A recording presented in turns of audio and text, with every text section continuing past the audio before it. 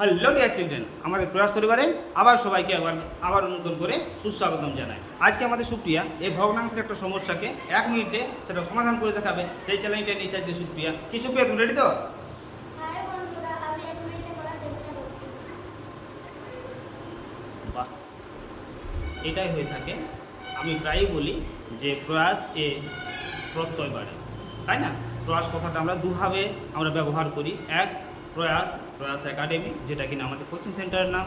আর এক প্রয়াস, যেটা হচ্ছে প্রচেষ্টা বা চেষ্টা, এফর্ট, যেটা দিলে পরে আমাদের আত্মবিশ্বাস বাড়তে বাধ্য। আজ 2-3টা ক্লাস করার পর একটু খানিকটা আত্মবিশ্বাসী হয়েছে। এই আত্মবিশ্বাসটা বজায় থাকুক, যেন না সে আত্মবিশ্বাসী হয়েও গেছে। বাহ, তুমি তো দেখছি সেটা 40 সেকেন্ড করেও দিয়েছো। বাহ, সুন্দর করেছো। এবার একটু বুঝিয়ে দাও তোমার বন্ধুদেরকে। বলা আছে 17 আর 8 এর সঙ্গে কোন ক্ষুদ্রতম ভগ্নাংশ যোগ করলে একটি পূর্ণ সংখ্যা পাওয়া যায়।